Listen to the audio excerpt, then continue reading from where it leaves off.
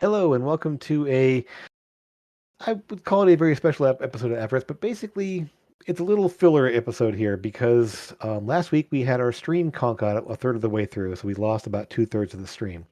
So we wanted to make sure that you get a chance to find out what happened in that last session before moving on to the next one, because a fairly significant event happened, and I want to make sure everyone's up to speed on it. So we're gonna kind of run through a little synopsis of the session there, so you're all current on what's going on. So we call the last one "A Light in the Darkness," as the party who identified themselves for the first time as the Raven's Tails spoke with the town guard Borthus, the half-orc who they had met, who was guarding the village Reeve when they arrived. Um, as the party was attacked in the night by a bunch of shadows and shadow demons and such, the Reeve had arrived and entered into the warehouse there, spouting some dark incantation message, whatever it was, and Lucas dropped a fireball on him. It blew out the top corner of the building and killed the Reeve. But they finished off the fight and everything else, and as they were sort of recovering from the beating and the darkness they'd been surrounded by, they heard a voice of Borthus ring out to identify them.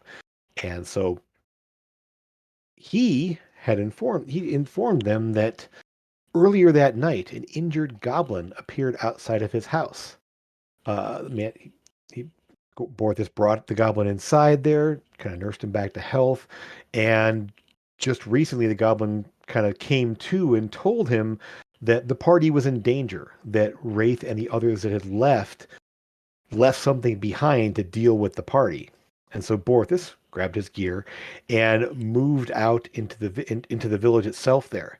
As he did, he spotted a dark figure leaving the Reeves' home and going down the boardwalk in the middle of the pouring rain. But the Reeve didn't move like he normally did. He was an elderly man with a cane, but he walked upright and seemed to have no trouble at all. So Borthus followed him.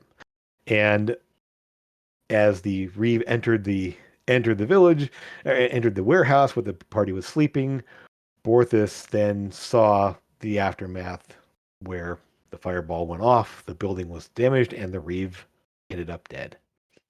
So um, he discussed what would happen with the party, decided that seeing how badly they were injured and everything, realized they were telling the truth, and he decided to go out into as the explosion had woken up some people in town, was going to go out there and uh, tell them all to go back to their homes and kind of keep things going until morning, and the party could then get some rest and recover from what had happened to them.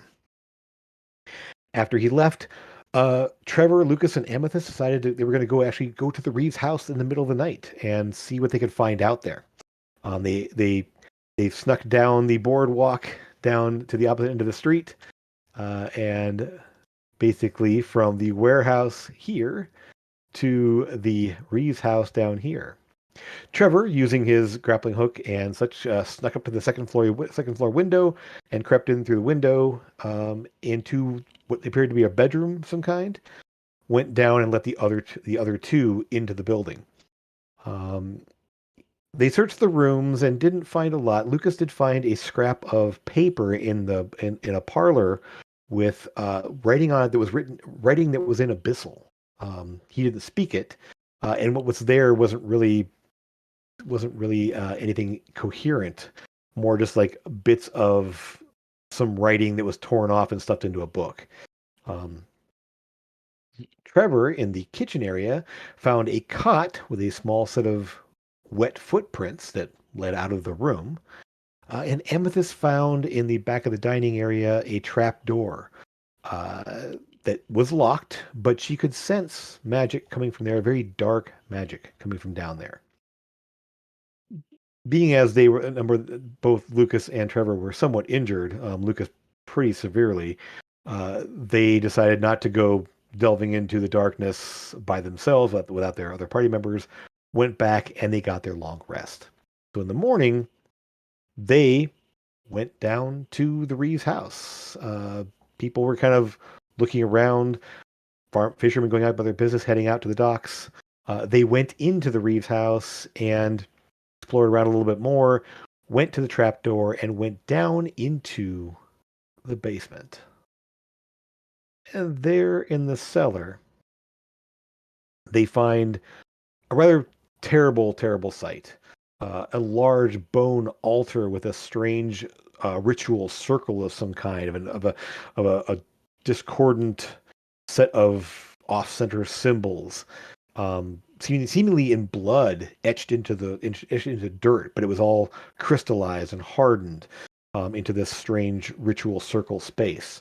A desk with a book on it, and before they really got a chance to see much more of that, a pile of bones in the corner, a crypt of some kind, and a rug that really tied the room together.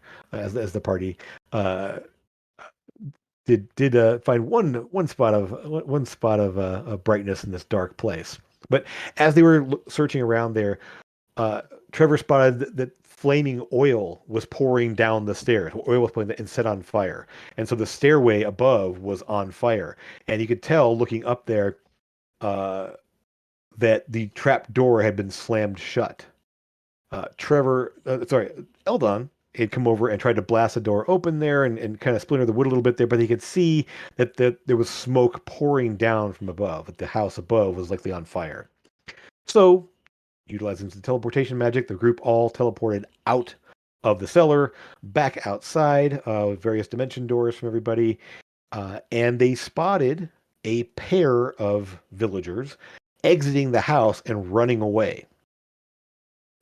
Amethyst kicked in her feline speed and ran around one space, and uh, Eldon took flight with his rocket boots and was hovering above the space there, zeroing in on the guys there. And Lucas moved around and hit them with a hypnotic pattern, causing them to fall into a trance state that left them more or less helpless. They tied up the two prisoners, and Amethyst using her magics, delved into the mind of the one that seemed to be a little bit more in charge of the two.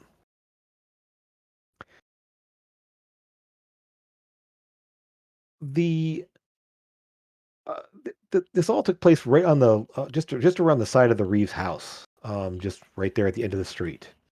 And Amethyst, delving into his mind, did see that this villager had ties of some kind to Wraith, the others that were in the village, the Reeve, the Rangers that were there, the one that attacked them on the road earlier the previous day.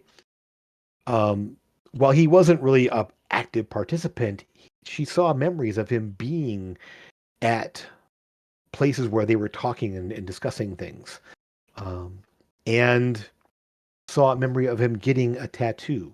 A tattoo the Reeve also had a black square tower with two moons overlapping behind the tower, the two moons of Avress. Uh, Realizing this man was probably some sort of a cultist of some kind, the other one just being somebody following this guy, she telepathically reached out to Borthus saying that it was time that he didn't know what to do with these guys. He wasn't sure what to happen there. There was a lot of questions flying around about what to do. Amethyst telepathically telling him that they could take them outside of the town and deal with them or in some way. And before anyone could decide anything else, Trevor pulls out his gun and shoots the prisoner in the head, killing him instantly. He was just a villager. Silence struck everyone.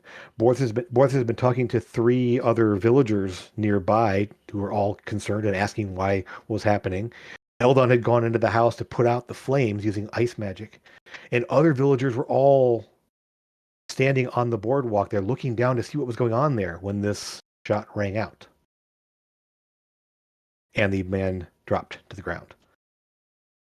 The party, upset at what happened, sprang forward to confront Trevor. This was not something that they could excuse, Sora especially, but the rest of the party all upset as well. And the session sort of fizzled out at that point. They're trying to figure out what to do here, but we've since recreated a little bit of the scene. The party did put Trevor in shackles. He didn't resist. They then spoke to the villagers, to Borthos, and tried to explain what was happening. They took Borthos down into the basement to show him the ritual space and the profane, dark magics that were being done there. They provided some money for the repairs of the warehouse that Lucas had damaged, and the footprints that Trevor had found belonged to a child, to a child, 8 or 9 years old, and they made sure that the child was taken in by somebody and gave them some money as well. Um, and then taking Trevor, they left the village, traveling out into the woods, where the shock and high emotions bled over into a number of conversations that were very heated. And um, Amethyst went off to go communicate with Elia while Eldon and Trevor had a moment to talk about what happened. Uh, Eldon describing something similar to being in a place burning and such, and showing Trevor wounds that were on his body. Um, and that may be more something that he discusses with the rest of the party at a future date here. But Amethyst, after speaking with Elia, decided to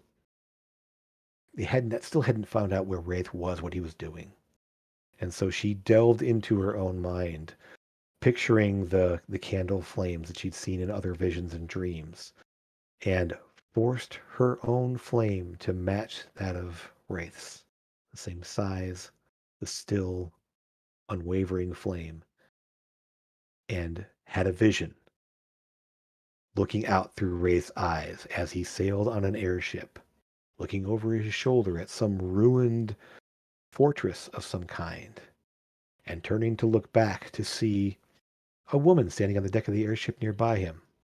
And Amethyst realized she recognized this woman from long ago at the Forge Right Inn, the priestess that had put the murdered caravan hand to rest. Only now, she wore a different symbol and seemed to be working with Wraith. And that's where we left off. So when we come back this Saturday, uh, rather than have that very difficult confrontation and everything else, we're going to be having a little bit different. Be a little bit of a Halloween episode as we are in the season there. So we'll see how things transpire when we go from there. So I hope that helps keep you up to date. Hope that explains a little bit of what happened here and gives you a chance to keep current with things that are going on here, and uh, some big events there. So they're gonna herald some changes for the party. So the Ravens' Tales, their story will continue, and they will see where things take them next as they hunt down these cultists and the people working with them. So hope you enjoyed. Hope we'll see you on Saturday, and we'll talk to you again, and see you again really soon. Thanks. Good night.